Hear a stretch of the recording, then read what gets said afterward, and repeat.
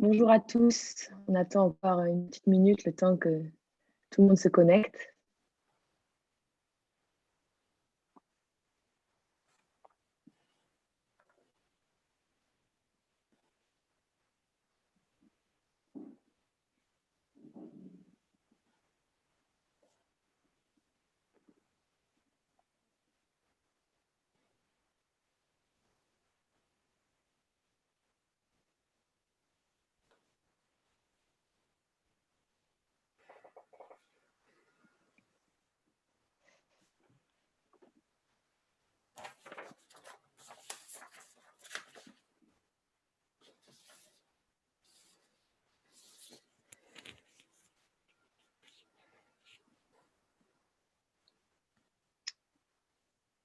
Donc, je pense qu'on va pouvoir commencer pour pas finir trop en retard.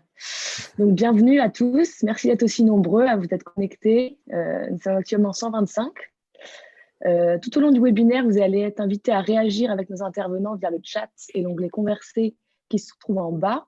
Et Marie se fera un plaisir de nous faire remonter ces questions à Ileana et moi-même. Nous allons donc parler de l'impact environnemental de notre alimentation et comment il est susceptible d'impacter le choix du consommateur. Nous ne pensons en effet pas raisonnable de continuer à nous nourrir sans nous soucier des conditions et des méthodes de production, des impacts à plus ou moins long terme sur la santé et des conséquences sur nos écosystèmes fragiles. Chacun et chacune d'entre nous a son rôle à jouer dans cette transition écologique nécessaire. En consommateur conscient, regardant d'un œil nouveau dans son assiette et la planète. Après avoir écouté nos experts, vous ne pourrez plus dire que vous ne saviez pas. Alors, sans plus Sans plus attendre, attendre, nous allons commencer par écouter nos experts se présenter et on va commencer par vous, Frédéric. Bonjour à tous, bonsoir, merci pour cette invitation. Je crois que c'est la première fois que j'interviens devant l'EM Lyon. Je suis journaliste, auteur, chroniqueur. Vous avez pu m'entendre 10 ans durant peut-être à France Inter. J'étais chroniqueur d'émission CO2 Mon Amour. Aujourd'hui, je fais les enquêtes, les chroniques environnement et santé au magazine de la santé de Marina Carrère-Dancos et j'interviens régulièrement assez dans l'air sur la 5. Puis je suis aussi l'auteur de pas mal de bouquins. Voilà, ils sont tous derrière. Hein. Je fais mon propre marketing. Après tout, il faut que ça se fasse, loin d'être filmé chez soi. Des bouquins qui font le lien entre la bouffe, dans le meilleur sens du terme, l'agriculture, la société.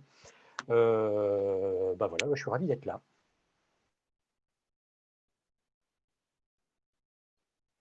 Allô, allô. Oui, on est toujours là. Aris, vous pouvez vous présenter si vous voulez. Bonsoir à toutes et à tous, Aris Christodoulou, je suis un ancien de l'EM Lyon, je suis passé par le programme Grande École, je suis le président cofondateur d'une entreprise qui s'appelle SIGA et qui vient évaluer la qualité des aliments au regard des procédés qui ont été appliqués sur ces aliments. Ça permet notamment de distinguer les aliments dits vrais de ceux qui vont être ultra transformés avec des formes, des goûts, des textures un petit peu inédites qui sortent tout droit des cuisines de certains industriels. Cet indice, on l'utilise justement dans l'industrie agroalimentaire pour faire de l'audit, du conseil à la formulation, de l'accompagnement, à la promotion des bonnes politiques menées aujourd'hui et de demain. Avec grand plaisir pour échanger avec vous ce soir sur ces problématiques et le sujet proposé.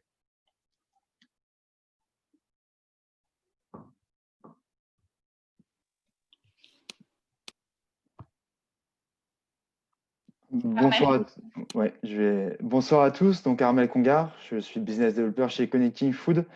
Donc on est une solution en fait de transparence et de traçabilité pour l'ensemble des acteurs de l'agroalimentaire. Donc en fait, on va collecter des données de traçabilité qui sont présentes chez les entreprises afin de les restituer aux consommateurs et de rendre l'ensemble de la filière alimentaire plus transparente. Et comme mes homologues, je pense, je suis passionné d'agroalimentaire et de tous les débats qui peuvent être liés à ce sujet. C'est parfait. Maintenant qu'on vous connaît mieux, on va donc pouvoir parler d'alimentation et d'impact environnemental. Pour démarrer, est-ce que vous pouvez nous dresser un peu un tableau des acteurs concernés justement par la pollution dans le secteur? Frédéric, peut-être, est-ce que les agriculteurs sont, comme on l'entend souvent, les premiers pollueurs ou au contraire, ils permettent d'agir sur la biodiversité? Vous avez répondu à la question, c'est les deux. D'abord parce que ce sont les producteurs, c'est eux qui agissent sur le sol, c'est eux qui agissent sur les animaux, c'est eux qui utilisent des intrants, c'est donc eux qui sont la première source de pollution. au pluriel. Ça, c'est l'évidence. Une fois qu'on a dit ça, on n'a pas dit grand-chose. Les agriculteurs produisent pour nous, consommateurs qui achetons ou n'achetons pas les produits.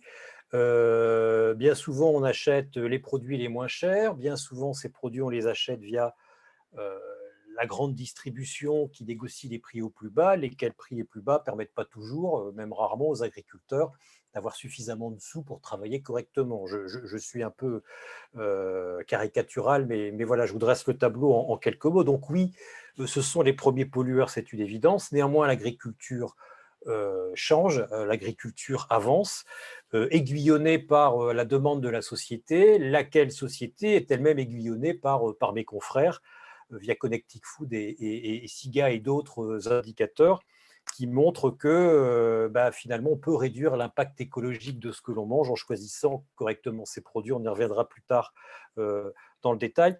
Juste une chose, on ne peut pas réduire ce que l'on mange à ses impacts environnementaux, même s'ils sont évidents. On ne peut pas réduire, par exemple, ce que l'on mange à l'impact carbone, parce que sinon, on peut faire tout dire et n'importe quoi à n'importe quel indicateur. Il ne faut jamais oublier que ce que l'on bouffe, c'est avant tout une question de sensibilité. Il y a une part symbolique et de plaisir qui est fondamentale.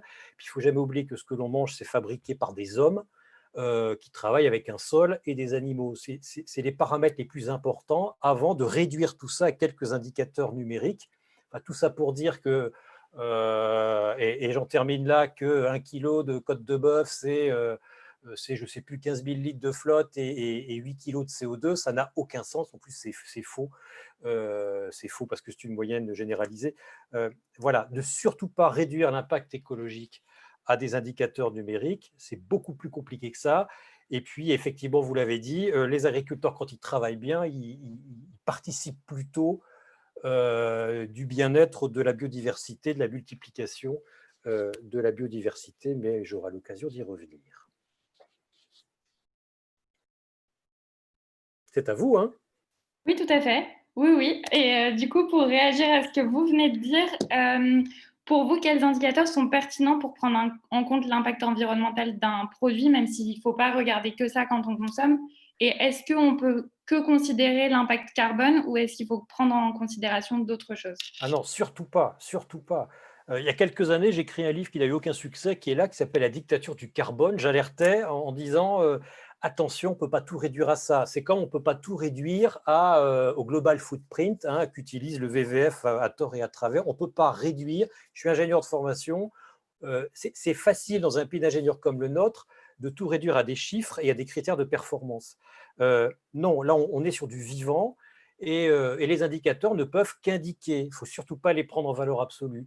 La vie, c'est plus complexe que ça et la fabrication de l'alimentation est plus complexe que ça. Il n'en reste pas moins que c'est intéressant. L'indicateur carbone, pour vous donner une idée, si on le prend au pied de la lettre, l'indicateur carbone interdit de faire du commerce local parce que votre agneau qui aura été produit localement et qui aura été amené au marché par une petite camionnette au moteur qui fonctionne mal, et ben, aura émis dans son trajet plus de carbone que s'il avait été acheté en Nouvelle-Zélande. Ce n'est pas moi qui le dis, c'est la Cour des comptes dans un rapport qui avait fait sensation il y a une dizaine d'années. Donc, l'indicateur carbone ne fait qu'indiquer une tendance.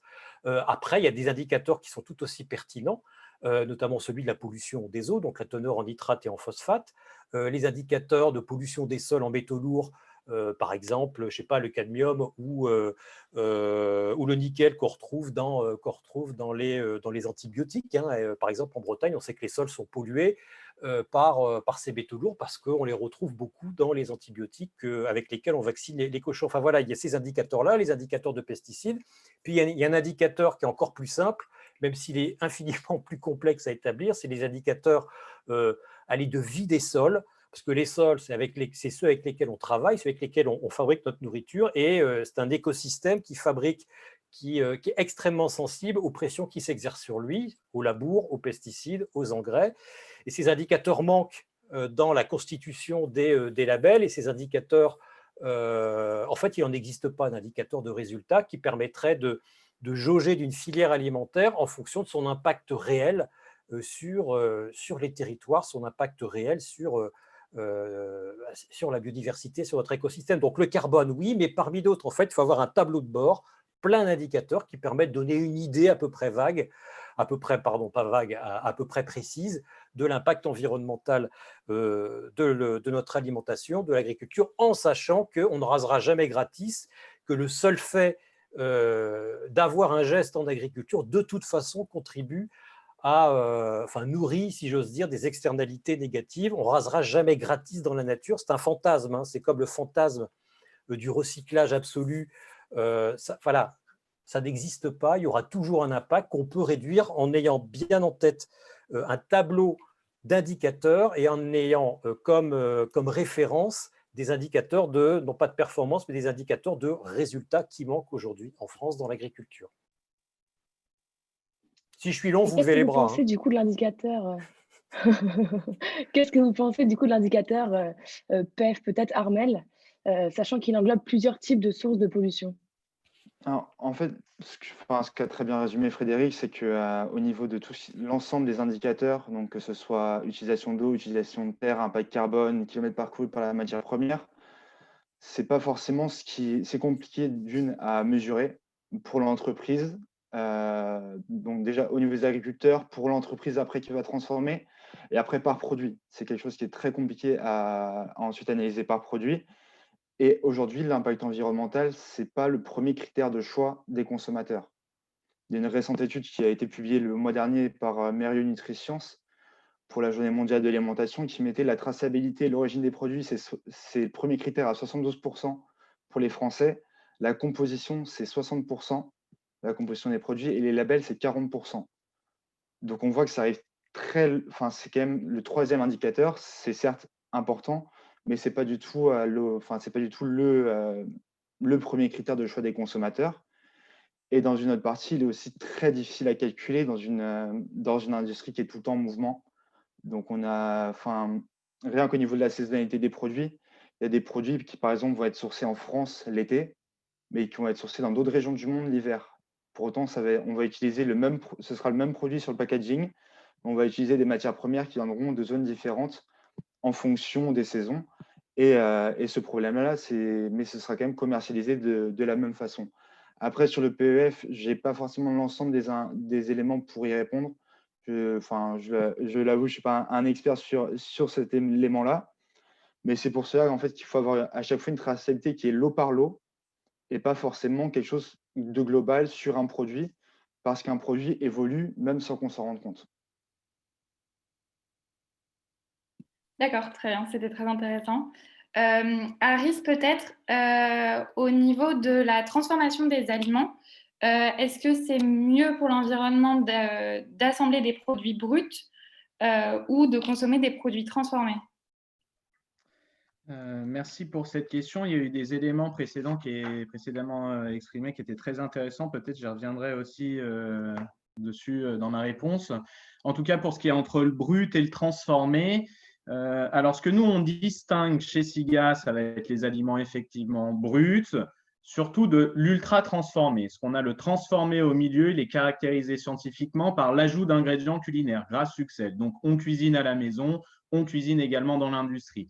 L'ultra transformé va mettre en œuvre des ingrédients que l'on ne retrouve pas usuellement dans ces placards et qui sont obtenus par des procédés industriels assez drastiques qui relèvent peut-être un peu plus de la chimie que de la cuisine en réalité. Ces aliments ont une forte corrélation, quand surconsommés, sur des effets délétères pour la santé et néfastes sur l'environnement. Donc oui, aujourd'hui, consommer plus simplement, ou du moins des aliments plus simples, plus de brut, est a priori meilleur d'un point de vue environnemental. Il ne faut pas oublier en réalité que cette recommandation, ou du moins ce conseil que l'on cherche à infuser dans la société de manger vrai, des meilleures recettes, s'accompagne d'un triptyque de recommandations qui a été publié scientifiquement par le docteur Anthony Fardet et qui propose de manger principalement végétal sur des vrais aliments en variant des aliments où on va privilégier du bio local de saison.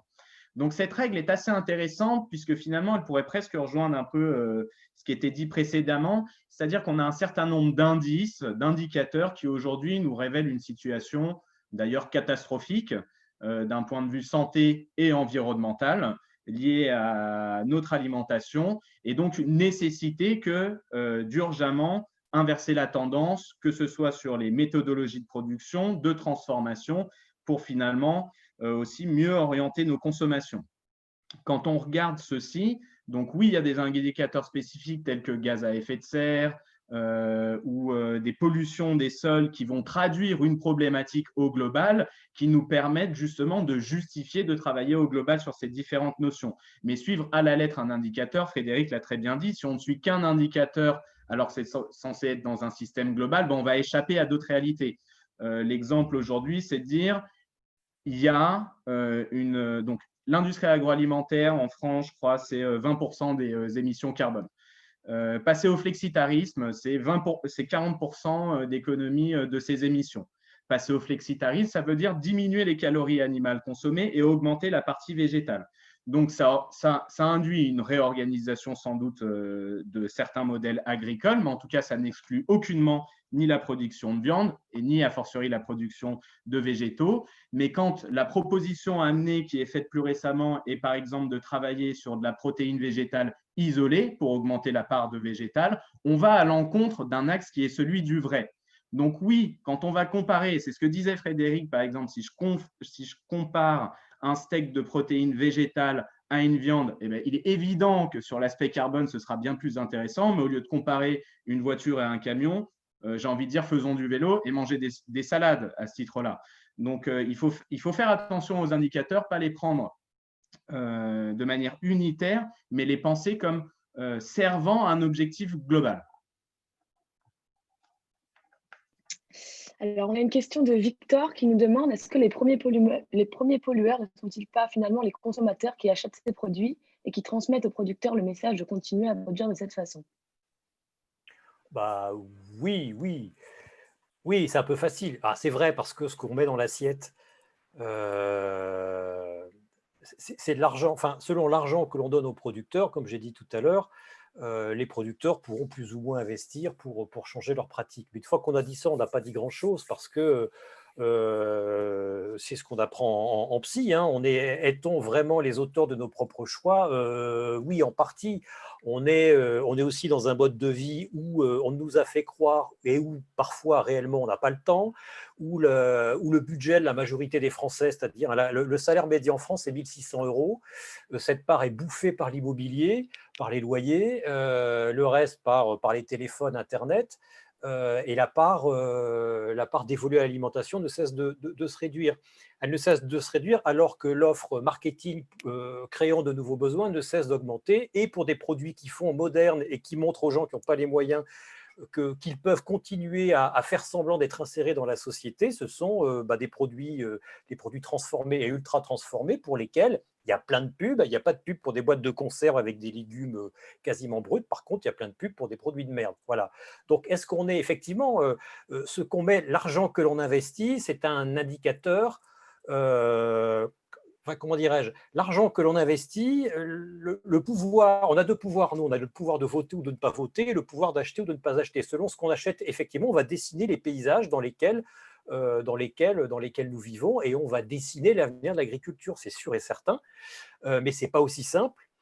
Pour bien acheter comme pour bien voter, il faut être éclairé. Pour être éclairé, il faut vouloir l'être, et deux, il faut qu'on le soit, et à l'école, et dans sa famille, et en particulier pour les questions de nourriture qui sont éminemment culturelles. Je rappelle qu'on on apprend à manger en même temps qu'on apprend à aimer par le même organe qui est la bouche, au sein d'une famille avec nos parents. Et donc, ce que disent en général les médecins qui s'occupent d'obésité, Harris ne me contredira pas en disant que l'obésité, une de ses premières causes, c'est quand même la malbouffe. Ce que disent les médecins, c'est que très souvent, ça remonte à l'enfance, ce rapport particulier que les enfants ont avec la nourriture, que ça peut se corriger à l'adolescence, mais après, ça devient très difficile. Donc, aller dire après à des gens… En fait, tout ça, c'est une question de discours aussi qui sont très difficiles à manier, parce que promouvoir effectivement les produits bruts, c'est ce que je fais, promouvoir de faire à manger soi-même, promouvoir d'aller acheter ces produits auprès des producteurs ou auprès de petits commerçants. Moi, c'est ce que je fais. Mais premièrement, ça coûte cher, enfin, notamment à côté de Paris. Et puis deuxièmement, c'est des discours injonctifs, presque moralisateurs, parce qu'on comprend que si on ne fait pas ça, on va mal agir, que si on ne fait pas ça, la planète va mal aller, que les animaux vont souffrir, etc. Il faut faire vachement attention avec ce discours. Voilà, donc notre internaute a raison, mais on n'est pas tout à fait maître de nos choix, et puis nos choix ne sont pas tout à fait. Il faut des années avant que les choix des consommateurs se traduisent par une modification de l'offre. Mais ça va plus vite qu'avant, j'ai l'impression, grâce notamment au label, grâce notamment à Siga et autres Yuka. Pour Sans rebondir parler sur de ce que Connecting disait, Food, bien sûr. ouais, pour rebondir sur ce que disait Frédéric, je pense, enfin, je suis totalement d'accord. Mais on voit en fait que l'industrie agroalimentaire française est quand même assez réactive. C'est vrai. Enfin, il y a des sujets, on a quand même la chance en France d'avoir une industrie assez réactive, ou des coopératives notamment. Enfin, le sujet du bien-être animal, c'est un sujet qui, il y a 5-10 ans, n'était pas du tout abordé. Et on voit de plus en plus en fait, ça remonte en fait de l'aval à l'amont. La filière est inversée. C'est le consommateur justement qui a le pouvoir de décider et qui a le pouvoir justement d'influer sur les choix qui vont être faits en amont, sur les coopératives, sur l'élevage intensif, sur l'élevage, enfin, les différentes régulations qui vont être mises en place derrière. Donc pour moi, enfin, c'est vraiment un choix du consommateur de dicter un peu vers quoi il veut aller. Et on voit aussi des initiatives comme C'est qui le patron, où là, voilà, c'est une définition des cahiers des charges par les consommateurs qui permet justement de donner le pouvoir au consommateur et de lui permettre, enfin, d'avoir une influence sur l'ensemble de l'industrie agroalimentaire. J'aimerais apporter d'autres Remarque éléments d'Antoine. également. C'était très intéressant ces propos. Alors oui, il y a un sujet de culpabilité ici qui est coupable, le consommateur, l'industrie agroalimentaire. Je pense que cette question est dangereuse et d'autant plus dangereuse pour les personnes qui n'ont pas intérêt à ce qu'on identifie une réelle réponse. Et je pense que d'ailleurs, ça nous fait perdre du temps. Enfin, œuf, poule, je ne crois pas que ce soit le débat aujourd'hui. Il y a quelque chose de très intéressant qui a été amené sur ce que tu disais sur les conserves, Frédéric. Oui, depuis les années 60, 80, on a ringardisé tout ce qui était surgelé, bocaux, conserves, au détriment de produits qui contribuent de régimes préventifs et durables, en grande partie du moins, et qui sont essentiels de remise en avant auprès du consommateur pour l'atteinte de ces objectifs. On parlait aussi de l'obésité. Je ne contredirai pas, effectivement, il y a de gros problèmes liés à l'alimentation. Aujourd'hui, on est à 17% d'obésité en France, 40% de surpoids. 2030, ce sera 40% obésité et je crois 70% surpoids. Donc, ça ne fait que croître. Il faut travailler urgemment. Donc, encore une fois, chercher la cause. La culpabilité n'est peut-être pas la bonne porte d'entrée. J'observe que l'industrie est volontaire. Oui, elle est volontaire quand les sujets sont identifiés, d'autant plus lorsqu'ils sont identifiés par les consommateurs. Maintenant, cette question suggère aussi peut-être qu'il ne serait pas du rôle de l'industrie que d'endosser ces problématiques. Je crois que justement, c'est du rôle de l'industriel que d'être un meilleur producteur ou du distributeur que d'être un meilleur sélectionneur. Et par ailleurs, aujourd'hui, les organisations de santé internationales et les gouvernements appellent justement à l'industrie agroalimentaire à prendre en considération ces aspects, qu'ils soient de santé ou liés à l'environnement, parce qu'on prend conscience, et ça aussi c'est justifié scientifiquement, qu'il y a un impact qui n'est pas indéniable, et donc il faut jouer avec toutes les parties prenantes, donc avec l'industrie qui produit, avec la distribution qui sélectionne, distribue, avec les personnes qui vont marketer, et effectivement aussi avec le consommateur. Quand on identifie une problématique, souvent ce parallèle est fait, nous, sur notre sujet des aliments ultra transformés, au vu de ce qui est révélé dans les études épidémiologiques avec le tabac. Quand on se pose la question du tabac, on ne cherche pas à savoir est-ce que c'est le consommateur, est-ce que c'est l'industriel, est-ce que c'est la nicotine, est-ce que c'est le goudron. On diminue la taille du paquet, on augmente les prix, on met en packaging neutre, on met davantage de taxes, on arrête d'en faire la promotion, on use de tous les mécanismes possibles pour atteindre au plus vite cet objectif. Très bien. Alors, tous nos participants réagissent beaucoup sur le chat.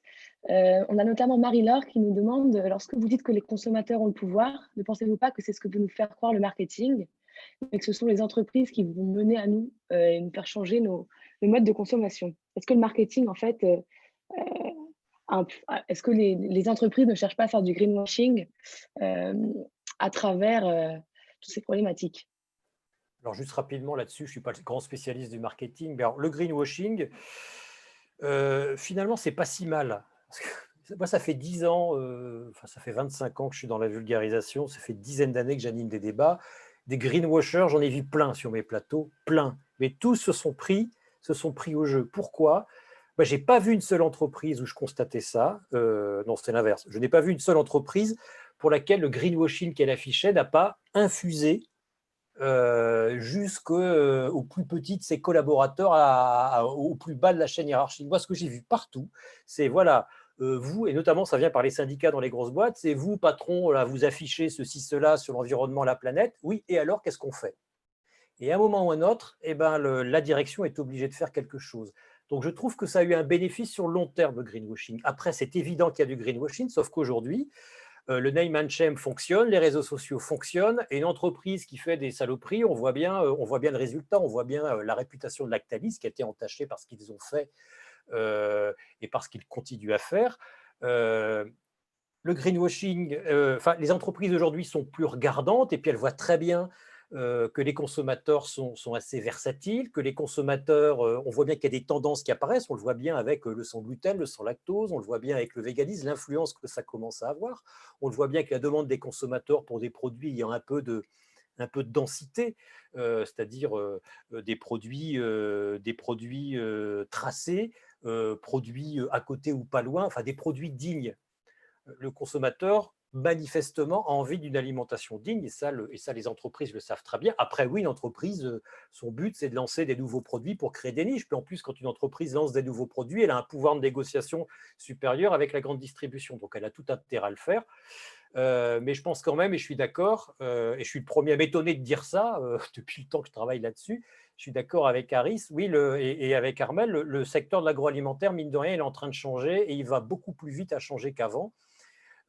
C'est plutôt rassurant. Enfin, en tout cas, je pense que le temps des grosses conneries, il est un peu passé parce que le consommateur sanctionne vite, d'autant plus avec le confinement. On a vu des changements de mode d'alimentation qui, semble-t-il, sont en train de se pérenniser, allant vers plus de local, peut-être plus de brut. Ça, l'histoire nous montrera après si ça perdure. Pour revenir sur l'impact environnemental des entreprises, on a une question de Margot qui nous demande si vous avez vu une amélioration significative sur l'impact environnemental depuis la mise en application de la loi Egalim. Je ne veux pas monopoliser la parole, mais Harris, Armel. Au niveau de la loi Egalim, ce qu'il faut également prendre en compte, c'est que c'est avant tout à vocation sur la production française. La production française avec notamment tout ce qui est cantine, restauration collective.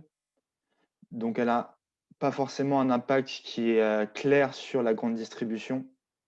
Forcément, ça a privilégié quand même des circuits qui sont assez courts. Mais sur la grande distribution, sur l'ensemble de l'industrie agroalimentaire, ça n'a pas non plus un impact qui est énorme. Je pense qu'il y a plus de petites initiatives comme le label HVE, comme la charte Demain la Terre, qui sont quand même des initiatives qui sont très, très proactives sur ces démarches environnementales, qui sont plus intéressantes d'un point de vue environnemental qu'Egalim. Egalim, avant tout, est du moins majoritairement impliqué dans tout ce qui est restauration collective, mais moins dans le circuit agroalimentaire. Effectivement, de ce que nous, on observe, c'est davantage porté par la restauration collective, notamment sur leurs achats, avec davantage de considération de produits locaux ou labellisés. En fait, une démarche, je ne connais pas assez, mais je pense qu'il est difficile réellement d'utilisation par aujourd'hui les parties prenantes, mais en tout cas qui démontre la volonté du régulateur que ces notions soient davantage considérées par l'industrie agroalimentaire. Donc, encore une fois, un nivellement vers le bas, en fait, avec des acteurs qui sont déjà dans ces démarches, qui les ont déjà dépassées, qui vont aller plus loin que ce qui est proposé aujourd'hui, mais qui, en tout cas, envoient des signaux au marché sur la nécessité de prendre davantage en compte les aspects qualitatifs dans ce qui est fait par l'industrie aujourd'hui. Et par rapport à la multitude de labels qui existent aujourd'hui, on a une question d'Antoine qui nous demande comment justement avoir les clés de lecture pour être capable de décoder les informations sur ces labels face à la quantité de labels existants. Aïe, aïe, aïe, aïe, aïe. C'est devenu compliqué aujourd'hui de faire ses courses, hein, du temps de ma grand-mère. Je prends toujours référence à ma grand-mère parce qu'elle m'a appris à bouffer, ma grand-mère. C'était simple, on allait à la COP, on allait à la ferme, elle avait son petit cabas, son fichu sur la tête, puis on ne se posait pas plus de questions que ça. Le produit était bon parce qu'il était produit au bout de la rue. Le paquet de gâteaux, il était bon parce que le patron de la COP, bah, voilà, ma grand-mère avait été à l'école avec sa grand-mère, c'est tout. Euh, les labels, aujourd'hui, c'est complètement différent. Un, il faut être quasiment chimiste pour savoir décrypter la liste des ingrédients d'un produit transformé. Deux, il faut avoir une bonne idée. Il faut avoir une bonne idée de l'impact environnemental d'un produit. Enfin, il faut le supposer. Donc, il faut être en capacité de comprendre les infos qu'on nous donne. Il faut être capable de douter du produit brut que l'on voit au supermarché ou chez le primeur ou chez le producteur. Et en plus, il faut savoir décrypter les labels, savoir ce qu'il y a derrière, tout en doutant, parce qu'on est un pays qui doute en permanence, en se doutant bien qu'on se fout de nous, et dans un pays qui n'a plus confiance en personne. Donc c'est vachement difficile de faire ses courses. Moi-même, moi quand je le fais, en fait, j'achète plus de produits de très transformés depuis longtemps, et quand je le fais, je mets un temps fou, sauf pour les produits que je connais, parce que moi je connais, et c'est terrible de connaître. C'est terrible de connaître parce que ça interdit tout achat impulsif. Or, la bouffe, c'est du plaisir, donc c'est aussi de l'impulsion. Donc, comment décrypter les labels? Bah, il faut aller sur Internet, hein. Il y a des labels nationaux qui sont surveillés par l'INAO, hein. C'est le label rouge, c'est les AOC, les AOP, les IGP. Alors, globalement, on peut à peu près leur faire confiance. Ensuite, il y a le label bio, il y a quoi? Le HVE, je suis content qu'Armel en ait parlé. Moi, je soutiens beaucoup le HVE, le 3, pas le 1 et le 2, mais le 3. Pourquoi? Parce qu'il y a des indicateurs de résultats en matière de qualité des sols, en matière de biodiversité, par exemple. On commence à le voir sur les étiquettes du vin. Euh, non, c'est vachement difficile. Globalement, les labels rassurent. Le label, pardon, on peut leur faire confiance. Par contre, vous évitez les pseudo-labels purement marketing, comme produit élu de l'année, comme etc. Bon, ça ne vaut pas un clou. Même si, deux choses à dire pour terminer là-dessus. Les labels, premièrement, ça n'est jamais que des compromis. Et deuxièmement, il peut y avoir des excellents labels privés. En matière de bio, le label Nature et Progrès, il va beaucoup plus loin que le bio. Il est beaucoup plus proche du bio canal historique tel qu'il était à ses origines dans les années 70. En Allemagne, par exemple, hein, dans les pays d'Europe du Nord, en Allemagne en particulier, les labels bio, les labels de qualité sont tous privés ou quasiment privés, et ils vont globalement plus loin que nous. Mais sur les labels territoriaux, les labels de métier, les labels rouges AOC, IGP, enfin, globalement, ça va. On peut toujours trouver à redire, mais on peut rassurer les gens qui nous regardent. Et il y a aussi, force est de constater, certaines marques de distributeurs qui, je parle sous le contrôle d'Aris et d'Armel, qui font à peu près bien les choses. Moi, les confrères de 60 millions de consommateurs et de Que Choisir me disent que globalement, les produits Carrefour sont globalement bien faits. En tout cas, ils ne sont pas honteux. En fait, je termine vraiment là-dessus. Le problème d'aujourd'hui, c'est qu'on a quasiment honte d'acheter, tellement il y a d'injonctions moralisatrices qui s'appliquent sur nous. Et pour des jeunes, pour vous étudiants, je sais que quand on est étudiant, on bouffe mal parce qu'on n'en a rien à foutre et qu'on n'a pas de rond, mais c'est devenu plus difficile qu'avant. Et ouais, c'est chiant de manger aujourd'hui. Donc faites-vous confiance et ayez confiance, oui, en la plupart des labels nationaux. Armel, je ne sais pas si vous vouliez dire quelque chose. Ouais, je trouvais ça intéressant, le discours de Frédéric au sujet des labels, et je pense aussi qu'on a un problème de manque d'information. Enfin, pour reprendre, je vais encore reprendre l'étude de Merlin Nutricence, mais il disait que 49% des Français se sentaient pas forcément, se sentaient mal informés sur les produits, et on voit ça aussi avec des produits où il y aura l'étiquette avec un drapeau français élaboré en France, fabriqué en France ou transformé en France. Et avec un drapeau français qui nous laisse croire que le produit est du coup d'origine française, alors qu'en fait, les ingrédients qui le composent viennent d'ailleurs.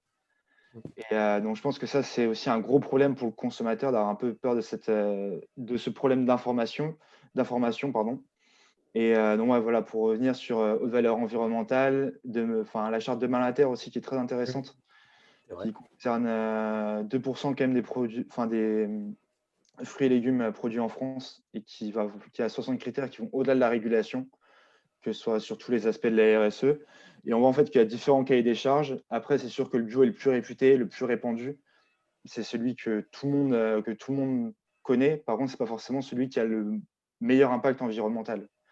Parce qu'aujourd'hui, vous pouvez vous fournir des tomates bio l'été en France, mais l'hiver, vous proposerez le même produit, comme je vous l'expliquais précédemment, avec des tomates qui viennent d'Espagne, qui seront bio également, mais qui auront parcouru beaucoup plus de kilomètres. Merci beaucoup. Tout à fait. Aris. Je pourrais apporter un complément d'info.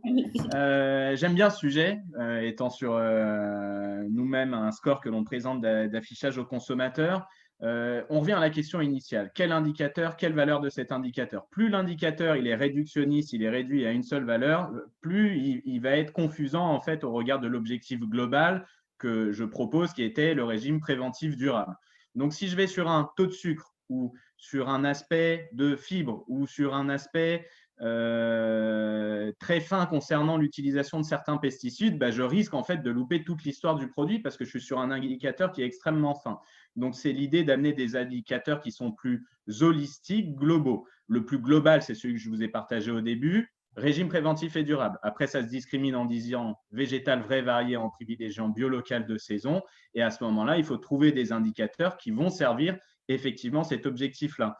Donc, je fais un peu de prosélytisme, mais quand on apporte SIGA, on vient répondre à bien des choses et on indique quand on va être brut, jusqu'à un niveau de transformation. Et cette information, elle est nécessaire de présentation aux consommateurs. Aujourd'hui, elle est extrêmement liée à la santé, à l'impact environnemental et elle est contradictoire, du moins elle est contredite par bien d'autres allégations qui sont utilisées, comme le bio, comme le riche en, source de, comme le favorable nutritionnellement, peuvent aller à l'encontre de cette information. Pourtant, cette information aujourd'hui, alors au-delà de ce qui était précisé sur les appellations d'origine contrôlée, etc., elle est détentrice et révélatrice d'une certaine information sur l'authenticité des produits, puisque ne vont pas être mis en œuvre des ingrédients qui relèvent davantage de la chimie.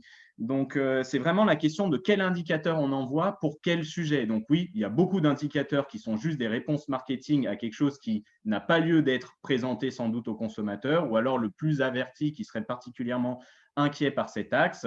Si on doit servir cet objectif global, il faut arriver avec des indicateurs plus globaux, plus holistiques, tels que le permettent de le faire justement cette vision à la transformation des aliments. Et pour ce qui est de Carrefour, si des personnes de Carrefour sont présentes ici, c'est avec grand plaisir qu'en nous transmettant leurs informations produits, nous pourrons les comparer au marché. Aujourd'hui, ce que je peux vous dire dans les études, c'est que les assortiments de marques propres des enseignes de réseaux spécialisés, donc bio, sont moins ultra transformés que ce que l'on va retrouver dans d'autres assortiments.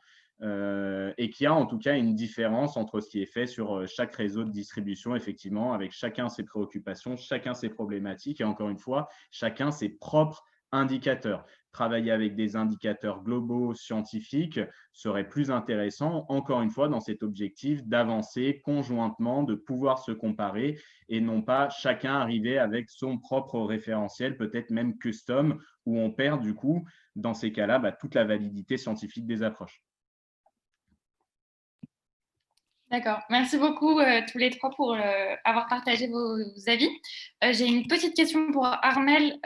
Juste, est-ce que c'est possible de partager sur le chat le lien ou le nom de l'étude dont vous parlez à propos de NutriScience? Il y a beaucoup de gens qui sont intéressés.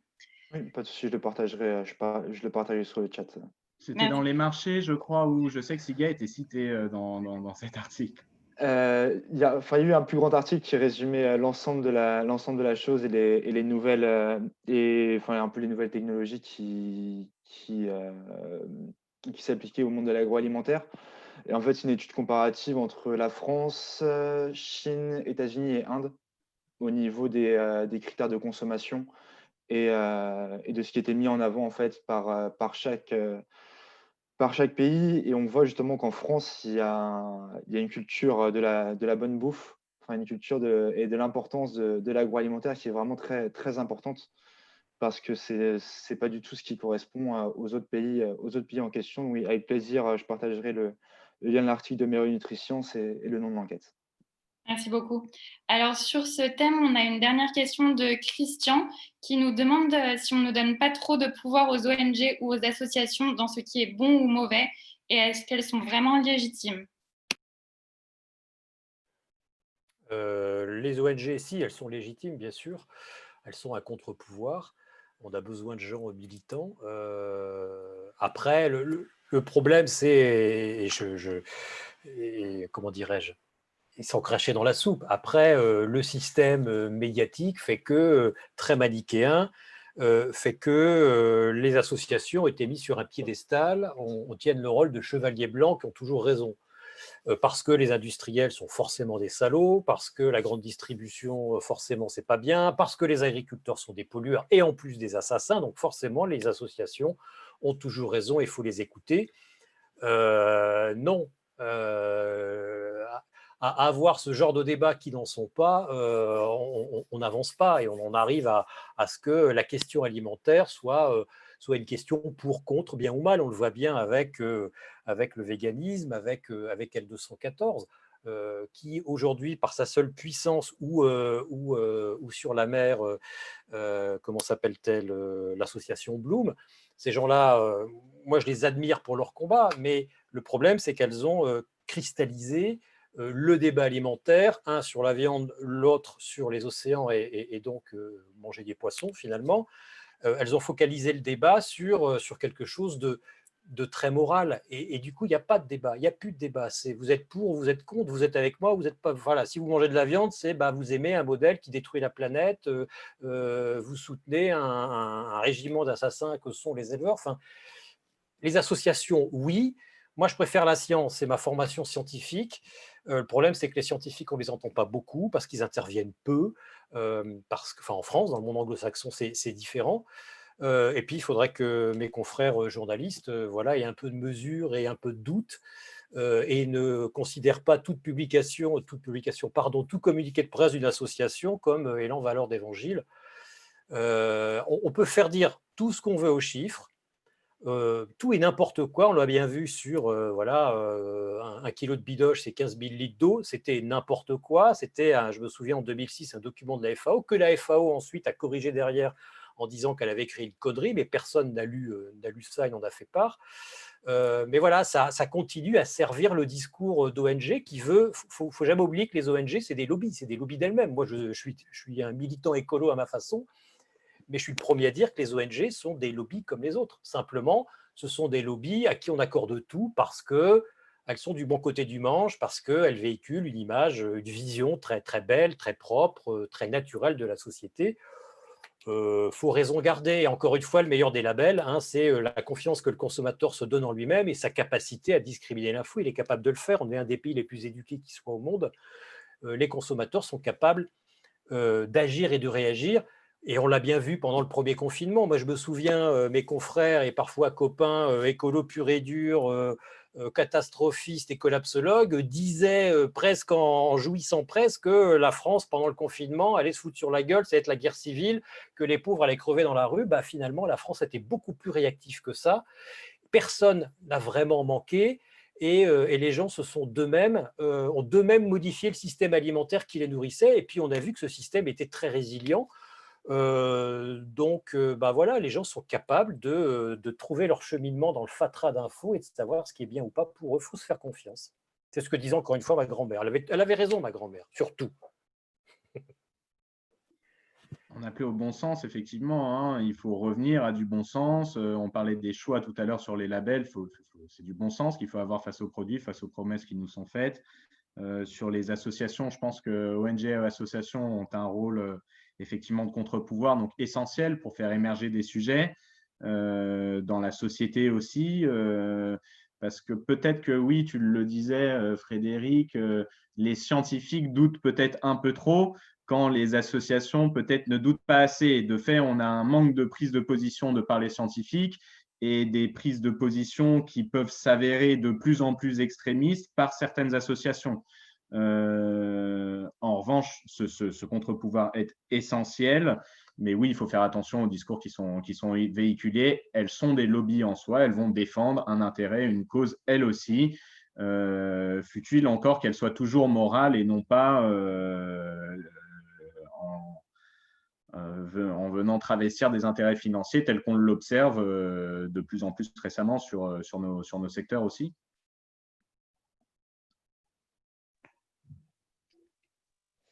Nous avons bien compris, du coup, les L'arbitrage dans les choix de consommation agroalimentaire est devenu très complexe. On a plusieurs participants qui nous demandent si finalement cette situation n'est pas en train de créer de nouvelles barrières sociales et qui exclut une partie de la population de l'accès au bien manger, pour des raisons financières notamment.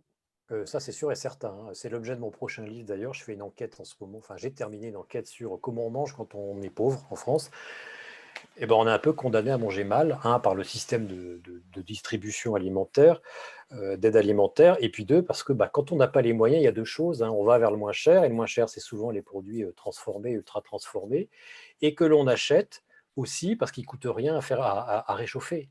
Il y a 9 millions de gens qui ont du mal à bouffer en France, enfin, qui à un moment ou à un autre, en gros, vont sauter un repas et arriver à la fin du mois, ce sera 2 ou 3 repas dans la semaine, hein. C'est ça la précarité alimentaire.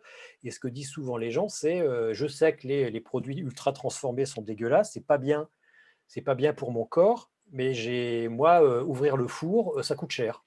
Moi, faire un sauté de bœuf à cuire pendant 4 heures un sauté de bœuf, pardon, un bourguignon à cuire pendant 4 heures dans une casserole en fonte, ça me coûte trop cher en gaz. Donc oui, bien manger coûte cher en France. Alors ça coûte moins cher quand on est à la campagne, si on peut avoir accès à un potager de près ou de loin, évidemment. Mais là, il y a une question de temps, de culture alimentaire. Il y a aussi, encore une fois, toutes ces injonctions du marketing et de la pub qui font que si, pour ne pas avouer sa misère, on va acheter des produits qui vont me permettre de montrer que je suis inséré dans la société. Par exemple, la viande. Je reviens sur la viande, non pas parce que je suis obsédé par la viande, mais moi, ça m'a toujours marqué, ici à Paris, hein, autour de Paris, dans les quartiers, comme on dit, l'injonction à moins manger ou ne plus manger de viande, elle est vécue presque comme une offense, parce que, un, c'est culturel, et puis deux, surtout, tant que je peux foutre un beefsteak dans l'assiette de mon gamin, c'est que je ne suis pas pauvre, c'est que je ne suis pas tout à fait pauvre. Il me reste encore quelque chose. De la même façon, tant que je peux encore faire rouler ma voiture, c'est que je ne suis pas tout à fait dans la misère. Donc, il faut faire attention à ça. Il n'en reste pas moins que donc manger correctement coûte cher et va coûter de plus en plus cher à mesure qu'on demandera à l'agriculture de faire de mieux en mieux et à l'agroalimentaire de mieux en mieux. Et va se poser la question à un moment de l'aide, comme le font les Américains, sous forme de chèques alimentaires ou autres, sous forme de taxes ou autres, pour que les gens les plus démunis ou les moins aisés puissent manger correctement. Et là, je rebondis sur ce que disait Aris tout à l'heure.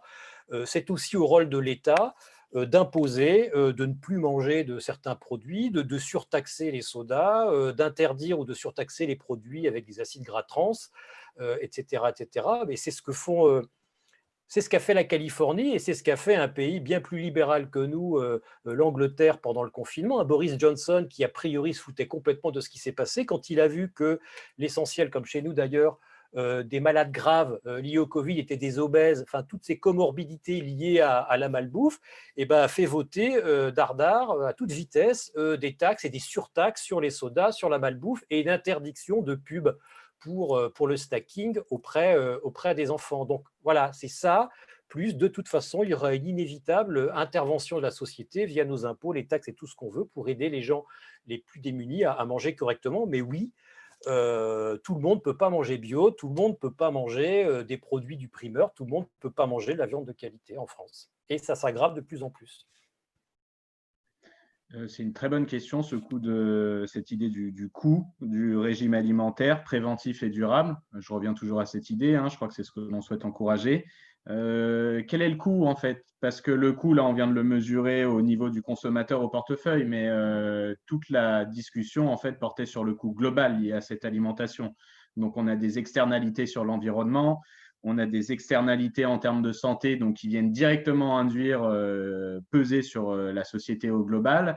Et on a aussi une attaque des patrimoines gastronomiques, culinaires, des savoir-faire par une certaine partie de l'industrie qui va trop loin dans l'artificialisation. Donc, encore une fois, quand on apporte cette question du coût, elle est plus complexe que ce simple coût qui est présenté aux consommateurs. Et oui, c'est très bien dit, il y a de nombreuses personnes qui n'arrivent pas à avoir accès, de par le budget, à cette bonne alimentation. Les publics sont identifiés. C'est globalement et malheureusement des étudiants ou des personnes au chômage. Donc voilà, c'est deux grandes catégories de population qui sont le plus en difficulté sur les budgets pour accéder à une bonne alimentation. Les publics sont ciblés. Le problème est bien identifié. Donc, comment est-ce qu'on revient justement à une alimentation plus végétale, plus brute? On a un certain nombre de produits aussi dans l'industrie qui permettent d'avoir des coûts plus faibles, qui peuvent intégrer ces régimes et répondre à cet objectif. Donc, pour moi, les solutions, elles existent et ça va être qu'une question de mesure et d'emploi de ce qui existe dans l'industrie agroalimentaire. Et donc, oui, les mesures, ça peut être des taxes, ça peut être des chèques, ça peut être davantage de lois. Et en tout cas, ce coût, on ne peut pas le réduire simplement à ce qui est présenté aux consommateurs. Parce qu'on sait que dans tous les cas, encore une fois, si on doit réellement se poser la question du coût, comme la question de la culpabilité, la réponse sera qu'il faut apporter ce régime préventif et durable au conso coûte que coûte, quel que soit le chèque à lui faire, puisque au global, on aura un retour sur investissement au niveau de la société et de l'environnement qui sera positif. Je pense que pour revenir à ce que disait Harris, on assiste aussi à une certaine pression en termes de qualité sur tout ce qui est au niveau de la grande distribution, où il y a en fait une certaine division entre une volonté de plus de qualité sur tout ce qui est marque de distributeur, donc avec de plus en plus de cahiers des charges, de plus en plus d'exigences de traçabilité de la part des distributeurs auprès des producteurs à façon, qui vont demander de plus en plus d'exigences, mais qui vont garder un prix qui est très bas, un prix qui est très faible. Et d'un autre côté, une autre partie où on va aller sur des produits qui sont beaucoup plus haut de gamme. Et on assiste en fait à une certaine polarisation de la consommation avec des produits qui sont très haut de gamme, qui sont très adressés à une catégorie de personnes, et les autres qui sont très bas de gamme en termes de prix, mais qui pour autant évoluent en qualité, et les entreprises n'arrivent pas forcément à montrer la valeur qu'il y a derrière ces produits-là. Il y a un problème de communication, effectivement, de ce qui est fait au niveau de la qualité par un certain nombre d'acteurs. Il est très juste, tous les distributeurs sont en train de se positionner vers davantage de qualité. Je pense que ça reflète d'ailleurs la volonté du marché d'aller vers cette qualité. Les distributeurs sont les premiers à répondre parce qu'ils sont en mesure de répondre plus facilement que les marques nationales qui, elles, ont un positionnement bien défini et qui est plus compliqué de faire évoluer dans le temps. Oui, je partage effectivement cette idée. Oui. On va changer un peu de thème et parler des habitudes de consommation, les nouvelles habitudes de consommation des consommateurs. Donc, pour ça, on va partir sur les nouveaux régimes alimentaires. Donc, d'après vous, que reflètent les nouveaux régimes alimentaires tels que le véganisme, le végétarisme, le végétalisme, le sans lactose ou le sans gluten, et comment les interpréter et comment interpréter cette nouvelle mode du sans? Je vais me lancer sur le sang. Alors, bon, chez Siga, nous, on préfère le positif. Le sang, il y a une idée de soustraction. En plus, on vient soustraire quelque chose à un aliment qui est censé être riche initialement. Donc, cette idée est un peu dérangeante. En tout cas, elle traduit très certainement l'idée qu'on est venu peut-être ajouter trop de choses. Donc, quand on dit le sang, qu'est-ce qu'on va vouloir retirer? Prosélytisme, encore une fois, mais vraiment, c'est une prédiction.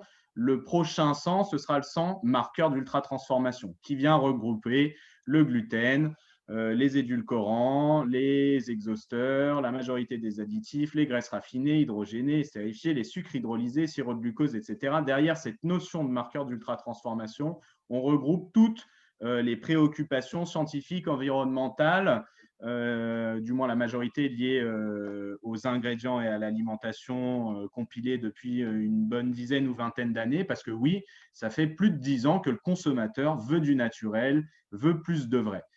Quand on regarde la définition légale, la naturalité, on est en mesure de faire du sirop de glucose plus des graisses raffinées, des arômes naturels extraits aux solvants chimiques, plus des protéines isolées et des fibres isolées, et j'arrive à quelque chose de naturel. Donc, il y a un échec au niveau européen sur cette allégation. On rejoint peut-être un peu cette idée des nombreux labels. Donc, le sang, pour moi, traduit une volonté d'aller vers une meilleure alimentation, donc prise de conscience par la société de cette importance. Maintenant, ce que l'on espère, c'est un peu un switch dans l'état d'esprit, arriver de s'éloigner justement de toutes ces allégations et revenir encore une fois au bon sens et peut-être à cette idée de végétal, vrai, varié, bio, local de saison. Comment est-ce que ce sens s'inscrit dans ce triptyque-là? Donc, quand on dit sans gluten, je suis allergique, cœliaque ou intolérant. OK, je ne le suis pas. Consommer un biscuit sans gluten, nécessairement, ça va aller contre l'ultra-transformation, du moins dans la majorité des cas, parce qu'industriellement, c'est compliqué de faire des biscuits sans farine avec gluten ou sans éléments qui vont présenter du gluten. Donc, ça va dépendre des sangs. Il y a différents sangs. sans ingrédients. Maintenant, quand on vient sur le véganisme, on en a discuté. Il y a une traduction davantage philosophique, morale, de posture dans le véganisme que dans le flexitarisme ou dans le fait de passer à davantage de régime végétarien. D'ailleurs, on était sur le coup tout à l'heure en passant le flexitarisme, c'est une économie de 20% au budget que de passer au flexitarisme parce que ce qui coûte cher, c'est les calories animales. Donc, bon, j'ai été très fouillé dans cette réponse. Il y a beaucoup d'aspects. Je pense qu'encore une fois, il faut en appeler à ce que les personnes prennent du bon sens, un peu de recul et fassent attention à ces allégations et à ce à quoi elles renvoient en réalité comme information.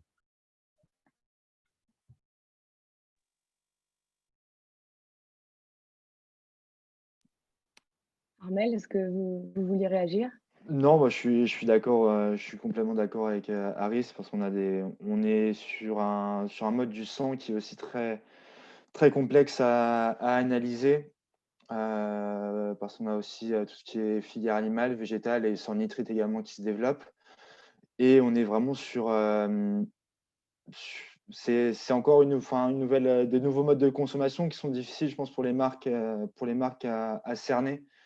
Parce qu'il y a certaines marques qui se positionnent, notamment tout ce qui est bio, enfin les marques qui ont certains antécédents dans l'agriculture biologique, mais pour moi, ouais, le sang n'a pas décrit des nouveaux régimes alimentaires et on ne sait pas vers quel avenir ça va tourner vers les régimes plus carnivores qui sont quand même en forte baisse. Donc voilà, c'est aussi des choses à prendre en compte et on voit du coup des évolutions au niveau carnivore, notamment sur le niveau du bien-être animal, tout ce qui est viande animale où il y a une forte évolution sur le bien-être animal, mais c'est pas encore, on est encore dans la limite de la conversion et vers vers un tout bien-être animal et vers une progression de ce milieu-là.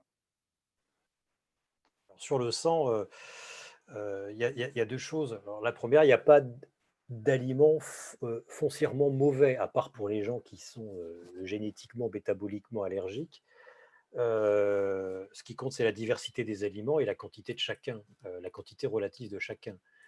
Deuxièmement, derrière le sang, c'est marrant, on multiplie les sangs depuis un certain nombre d'années, comme s'il fallait se débarrasser de quelque chose.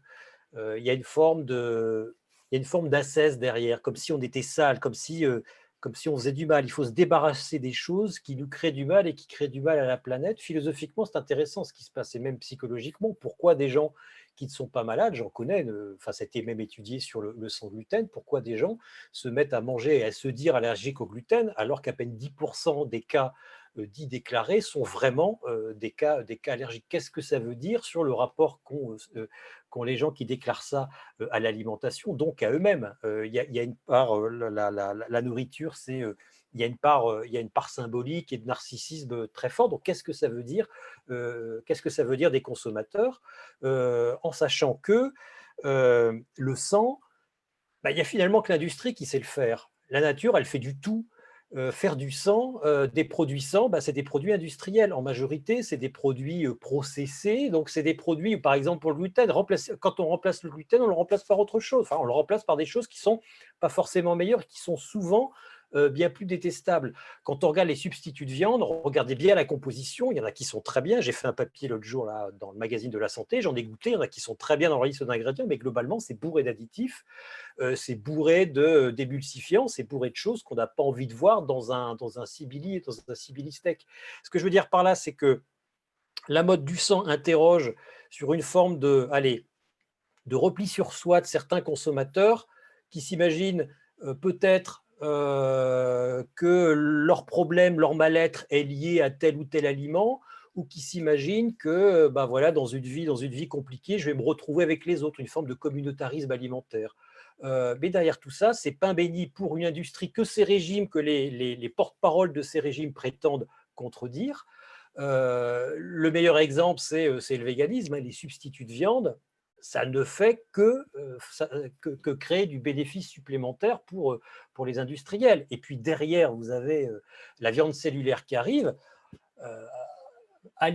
Prétendre, en étant antispéciste et vegan, que l'on va sauver la planète et les animaux en allant acheter des produits qui ne sont développés que par les mêmes gens qui, pendant 50 ans, ont réduit l'élevage à ce qu'il est aujourd'hui. Hein. C'est les gros industriels de l'élevage américain qui, aujourd'hui, sont poussés par certains financiers et par les présidents des GAFAM à aller vers la viande cellulaire, sous prétexte de meilleur bilan environnemental, parce qu'on résume l'environnement à quelques indicateurs chiffrés.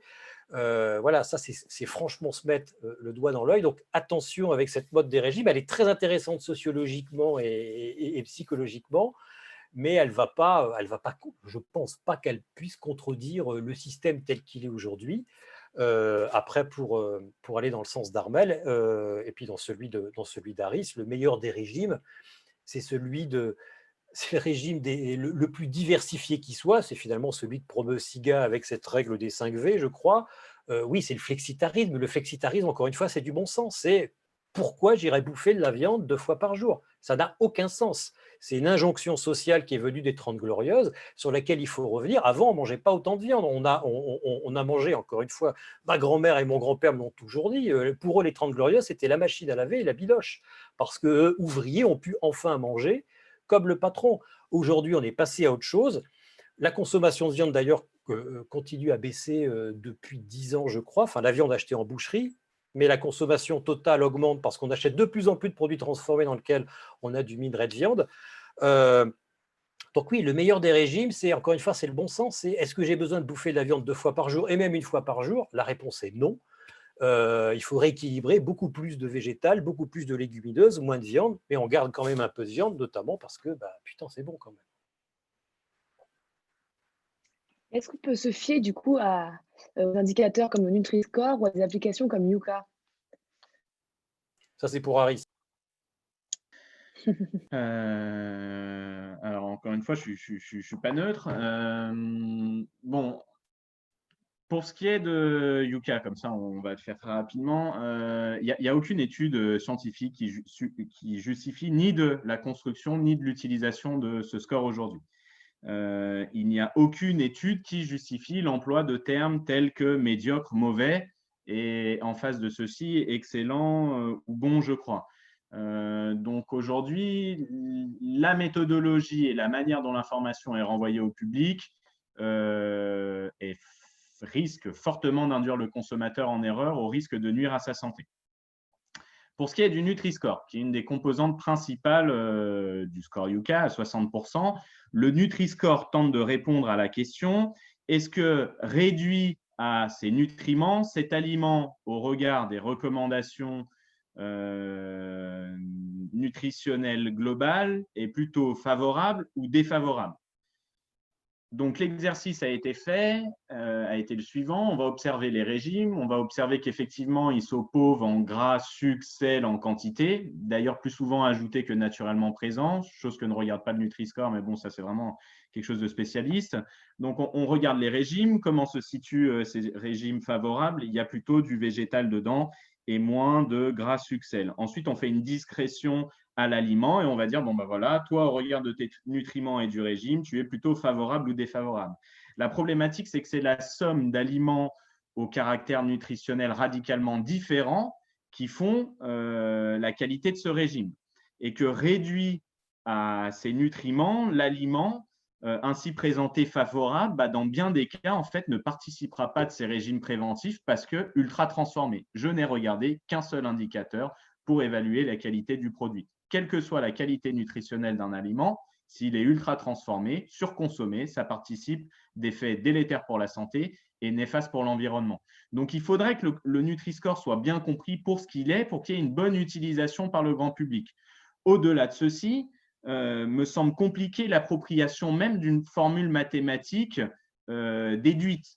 On n'a pas une induction de par une réalité observée que le consommateur pourrait s'approprier, de même que lorsque je qualifie un aliment de brut, de transformé par ajout d'ingrédients culinaires qui sont également définis, ou d'ultra transformé par l'utilisation de ces marqueurs d'ultra transformation. Ces vérités-là, quand on les communique au consommateur, nécessairement, il pourra repartir avec jusqu'à la fin de ses jours. Finalement, c'est des informations qui vont perdurer l'humanité, puisqu'elles sont immuables, c'est des vérités que l'on peut observer, ce qui n'est pas le cas, par exemple, d'un Nutri-Score qui, selon nous, ne perdurera pas. 5 ans, 10 ans, 50, 100, 1000, ceci ne perdurera pas l'information par la transformation que l'on propose aujourd'hui et qui nous apparaît être une meilleure clé d'entrée quand on veut mettre le consommateur dans le cadre de meilleurs choix pour accompagner ce régime préventif et durable végétal vrai varié. Aujourd'hui, ce qui est compliqué, selon nous, ce n'est pas tant d'identifier le végétal dans les rayons, c'est davantage d'identifier le vrai, parce qu'il y a de l'ultra-transformation dans tous les rayons. Bonne nouvelle, il y a aussi du plus simple dans chaque rayon, et c'est ça qu'on souhaite révéler aux consommateurs aujourd'hui.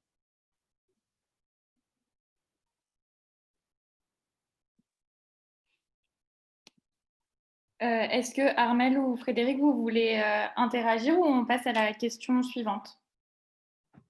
Bon, non, allez-y, il a tout dit. Ouais, c'est ça, exactement. Alors, on a une question de Célia. Alors, je vais un peu l'élargir.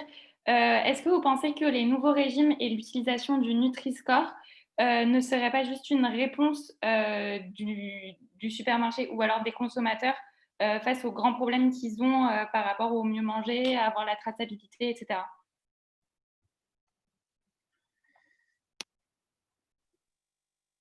Vous voulez que je reformule? Alors, je sais pas qui va se lancer. Là-dessus, je pense que c'est un sujet quand même qui est assez complexe parce il y a forcément la question donc des nouveaux régimes avec le bien-être animal. Il y a également la question de la santé. Enfin, on voit notamment le sucre qui est remplacé des fois par du stevia ou de l'aspartame. Mais il y a aussi le fait de savoir qu'on ne sait pas forcément ce que ces éléments-là vont apporter et les effets néfastes qu'ils peuvent avoir. Après, pour reprendre la question, en effet, c'est des éléments qui poussent les entreprises parfois à changer de méthode. Après, de là à dire que c'est simplement l'attitude des consommateurs qui fait changer l'ensemble et qui vont prôner un régime végétarien ou autre, qui va faire changer l'ensemble de la chaîne de production, c'est aussi compliqué. Je pense que, comme le disait Harry tout à l'heure, c'est avant tout aux entreprises d'être proactives et de faire changer ces mentalités-là en appliquant certaines règles, certains éléments d'avancement et d'être dans l'amélioration continue. Mais oui, en effet, les consommateurs, les nouveaux régimes peuvent être une réponse des consommateurs au fait qui n'aient pas été écoutés auparavant. On a une question de Guillaume qui nous demande pourquoi est-ce que le degré de transformation n'est pas pris en compte justement dans les recommandations publiques et est-ce que c'est le cas dans d'autres pays? Alors aujourd'hui, on a une recommandation, du moins un objectif transverse inscrit au PNNS, qui est le Plan national nutrition santé. Dans sa dernière édition de 2019, réitérée tous les 4 ou 5 ans, apparaît un objectif de diminution de la consommation d'aliments ultra transformés pour les Français de 20% sur 2018-2021. Outre cette recommandation, on a très peu d'outils qui ont été mis à disposition. Aujourd'hui, on n'a pas de définition réglementaire de l'aliment ultra transformé. On a un concept scientifique. Donc, nous n'avons pas non plus d'outils qui seraient proposés par le gouvernement, que ce soit pour un travail au niveau de l'industrie agroalimentaire ou par les professionnels de santé ou de sensibilisation du consommateur. À la chose près qu'il y a tout de même un score qui est présent dans l'application Open Food Fact soutenue par Santé publique France et qui révèle ce niveau de transformation. Outre ceci, il y a très peu de dispositifs, de choses qui ont été mises en place. Nous espérons voir davantage de solutions s'infuser dans la population. En tout cas, aujourd'hui, SIGA met à disposition un indice qu'on va retrouver dans une application qu'on a lancée, disponible sur les stores, dans d'autres applications, sur des e-commerce et m-commerce de certains distributeurs, dans des surfaces de vente, sur des tablettes de scan également, dans l'idée de faire infuser cette information, un switch de comportement au niveau des consommateurs. On va retrouver aussi des kits pour les professionnels que l'on partage pour justement les intéresser davantage à cette notion. On s'est rendu compte fin 2019 que seulement 60% des Français avaient entendu parler de ces aliments ultra transformés. Et quand ils en avaient entendu parler, c'était à moins de 10% par des professionnels de santé. Donc oui, il y a un gros déficit aujourd'hui de la part de l'État, mais c'est des choses qui, je l'espère, vont être adressées dans les trimestres ou semaines à venir pour les plus optimistes et enthousiastes. Pour ce qui est des autres pays, on a donc des organisations internationales à l'instar de la Banque mondiale, l'OMS, l'UNICEF, qui appellent à drastiquement réduire la consommation d'aliments ultra transformés. et plus particulièrement d'arrêter d'en faire la promotion au plus près des plus jeunes populations. Frédéric l'évoquait, hein, de la plus tendre enfance jusqu'au fait d'être adulte, c'est compliqué de changer son régime quand on est mis directement dans des régimes délétères ou néfastes. Donc, on va avoir aussi des États comme le Brésil, où a été conceptualisé l'ultra transformé scientifiquement. On a l'Uruguay, le Chili, on a la France désormais, on a quelque chose en Belgique. Il y a d'autres pays qui, en Europe prochainement, vont commencer à l'inscrire dans leurs recommandations officielles. Plus récemment, on a Israël aussi qui a changé ses recommandations officielles en présentant une information sur la transformation. Donc, chemin faisant, cette information commence à s'infuser dans les recommandations des organisations internationales et des États. Nous espérons que ceci s'accélérera et de toute façon, c'est ce que l'on attend aujourd'hui au vu du déroulement de toute cette histoire. Frédéric, vous voulez dire quelque chose ou j'enchaîne? Ah non, enchaînez. D'accord, très bien. Alors, on a une question d'Alexandre qui demande quel rôle les producteurs de produits bruts, maraîchers par exemple, elle vient de disparaître, j'arrive. Maraîchers par exemple, peuvent-ils jouer pour inciter sans culpabiliser le consommateur à manger plus sain, moins transformé? Quels leviers ont-ils? C'est un rôle qui est éminent, qui a même été, comment dirais-je, analysé, étudié, confirmé par l'INRA de Montpellier en la personne de Yuna Chifolo, si ma mémoire est bonne, qui travaille sur les circuits courts et notamment sur les marchés de plein vent. Et son étude recoupe d'autres. Et d'ailleurs, je ouvre une petite parenthèse, elle, avec d'autres scientifiques, a étudié les changements de nos comportements alimentaires pendant le confinement, le premier, et son étude continue, fait l'objet d'un livre, je crois, qui est publié demain, dont j'ai fait la préface. Voilà. Mais étude vachement intéressante. Après, c'est une étude sur 6 mois. Qu'est-ce que ça va donner dans le futur? On ne sait pas. Ce qu'elle montre, elle comme d'autres, c'est que, premièrement, pour reprendre l'exemple d'un marché où se trouvent les maraîchers, où se trouvent les producteurs, un marché de plein vent, c'est comme une librairie, c'est une barrière en soi. Quand on dit, moi qui écris des livres, les gens ne lisent pas parce que le livre est cher, non, c'est faux, c'est parce que le livre fait peur, c'est un objet social particulier, la librairie, c'est une espèce de temple qui repousse aussi les gens qui aimeraient lire, mais qui estiment que c'est pas pour eux. C'est pareil pour les marchés de plein vent, et moi je l'observe dans ma banlieue aisée ici, c'est toujours les mêmes gens qu'on voit, alors que les prix sont moins élevés qu'en grande surface, parce que le marché, oui, c'est compliqué. C'est compliqué, parce que ça oblige à connaître un minimum de légumes, de fruits, à connaître un minimum de poissons, de produits de la mer, à connaître un minimum de produits bouchers et de produits charcutiers et de fromage. Donc, déjà ça peut faire peur pour les gens qui n'ont pas cette culture ou qui croient ne pas l'avoir.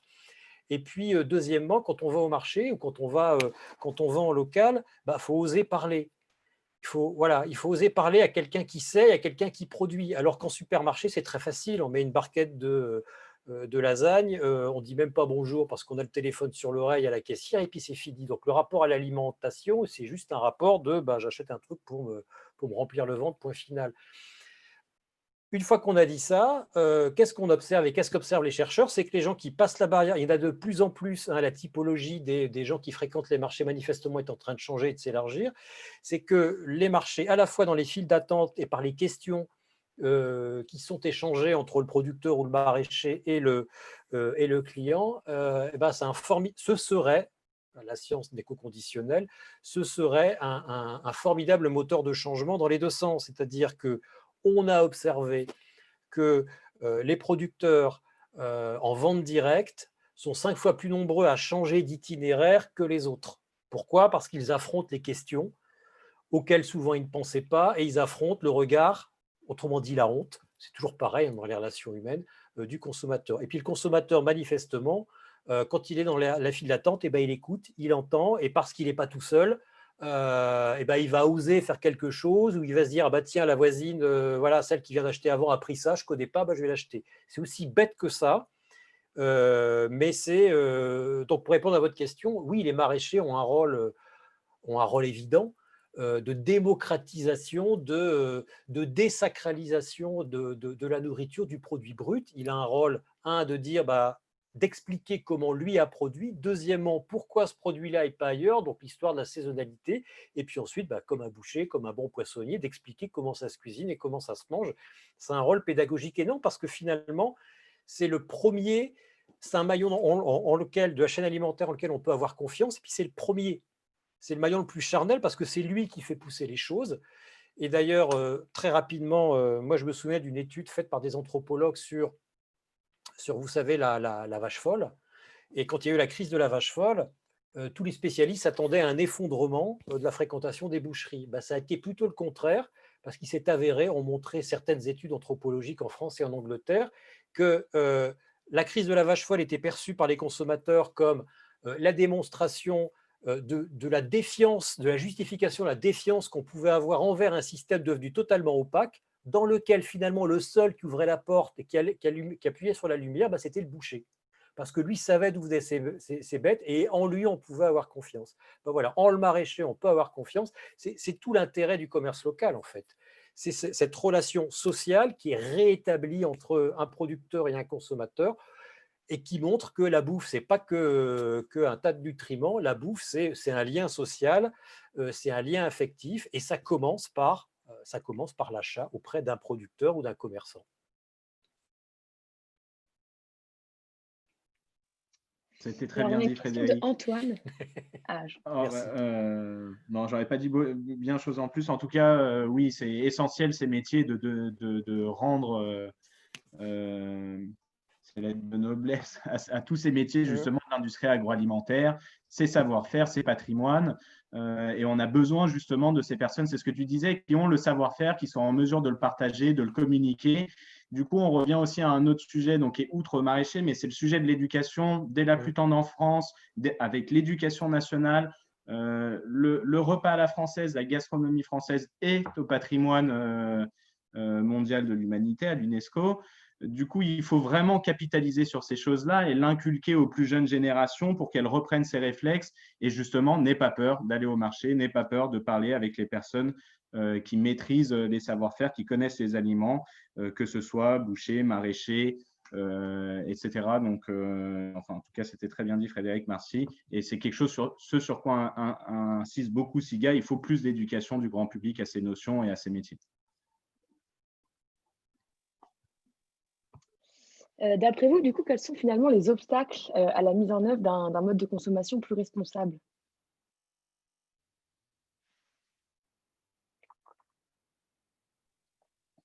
Vas-y, Armel. Allez, je me lance. Je pense qu'avant tout, le mode de consommation plus responsable, c'est important de clarifier un peu dans quel sens on souhaite aller. Donc, c'est plus responsable en termes environnemental, si c'est plus responsable en termes qualitatifs, plus responsable en termes de sain, donc sain en termes de qualité des produits ou en termes de transformation, comme le présentait Harris. Je pense qu'avant tout, l'important, en tout cas, nous, chez Connecting Food, ce qu'on essaye de défendre, c'est vraiment la traçabilité des produits, qu'il y ait une restitution de l'information auprès des consommateurs. Parce qu'aujourd'hui, on a du mal à composer un outil global qui permette aux consommateurs d'avoir une vision globale et un point de vue sur l'ensemble de la chaîne de production. Et aujourd'hui, si un consommateur veut savoir l'origine d'un produit, il n'a aucune information. Il n'a aucune possibilité de l'avoir. Et pour moi, c'est avant tout cette responsabilité-là qui doit être présente chez les consommateurs, de savoir d'où les produits viennent. Donc, on revient au sain, local et de saison. Et il y a plusieurs initiatives qui vont dans ce sens. Donc, on l'a vu avec la Charte Demain la Terre, avec HVE également. Mais on n'a aucune donnée qui nous permet, nous, de savoir en tant que consommateur qu'est-ce qui se passe au final, d'où vient le produit, à part pour les circuits courts, mais encore faut-il y avoir accès, comme on l'a précisé tout à l'heure. Et c'est pour ça que nous, en fait, on essaie avant tout de restituer l'ensemble des données qui sont présentes chez les industriels, parce qu'ils ont l'ensemble des données qui sont chez eux et qui n'arrivent pas forcément à restituer sur l'origine, sur la condition animale, sur l'alimentation sans OGM. Et justement, c'est ce qu'on essaie de redistribuer à travers un QR code sur les produits afin de pouvoir permettre justement un achat plus responsable, un achat en toute connaissance de cause, de savoir d'où le produit vient, par où il est passé, quelles étapes, à quelle date il a été transformé, s'il y a eu des ajouts ou non. Et pour moi, c'est surtout ça qui est important. Et après, voilà, c'est quelque chose qui doit être mis sur l'ensemble de la chaîne agroalimentaire. Et c'est pour ça qu'on essaie de travailler de l'amont jusqu'à l'aval, donc des coopératives jusqu'aux producteurs, pour que justement on ait ce point de vue global sur toute la chaîne de production. Et quand on parle de responsable, du coup, est-ce que finalement le label biologique est vraiment meilleur pour l'environnement? Non, pas forcément. C'est un grand Alors, débat. oui, c'est un grand débat, mais alors il l'est de fait parce que les gens qui sont parce que les gens qui sont au bio le sont pas pour rien. Ils le sont parce que ils ont envie de changer de système. Ils ont envie de changer de système parce que ils ont envie d'avoir une agriculture, des paysages. Ils ont envie de ne pas cultiver, de ne pas élever en habillement. Donc les gens qui sont au bio sont dans une philosophie euh, que je vais qualifier de naturaliste. Mais par contre, dans les textes, rien ne les y oblige. C'est pas une charte, si c'est une charte, enfin je sais plus, le texte européen le cahier des charges, pardon, européen qui s'applique sur tous les pays de l'Union européenne, ne comporte pas d'indicateur de résultats, comporte effectivement des injonctions impératives, mais qui se résument finalement à des tailles de poulailler, j'exagère un peu, et à la non-utilisation de pesticides et d'engrais de synthèse. Mais en matière agronomique, en matière pédologique, en matière de biodiversité, il n'y a rien. Donc le bio, il est dans les pays d'Europe occidentale, le bio reste écologiquement correct parce que les gens qui le pratiquent le sont en leur tête. Mais les gens qui vont arriver, parce que le bio devient un marché de masse, et là, il faut reconnaître que c'est grâce à la grande distribution qui a ouvert le marché à une clientèle qui était différente de la clientèle militante bobo, mais la clientèle en gros des parents avec un premier enfant qui voulaient voilà, acheter autre chose pour son bébé. Qu'est-ce que je voulais dire? Je ne sais plus. Donc ce bio qui est en train de devenir un marché de masse va forcément attirer des agriculteurs euh, par opportunisme, et ce n'est pas un terme péjoratif que j'emploie parce que le bio rapportera plus, mais qui ne partageront pas forcément cette même philosophie du bio qui est celle des bio d'aujourd'hui. Donc le bio, clairement, ne va pas sauver la planète. Le problème du bio, en fait, c'est que dans notre pays très, très manichéen et très bipolarisé, on va vers le bio par rejet de l'agriculture conventionnelle. Et comme si entre le conventionnel et le bio, il n'y avait rien d'autre, alors qu'il y a beaucoup de choses. Et du coup, on plaque sur le bio, on fait une projection de tout ce que l'on n'aime pas, de tout ce que l'on aimerait avoir.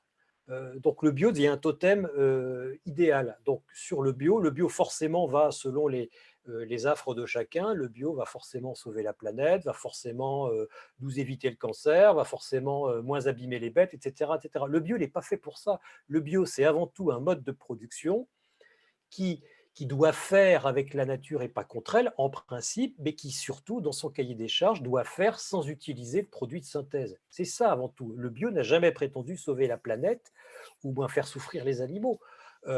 Si vous voulez avoir, un label qui vous garantit de cocher toutes les cases, vous ne l'aurez pas.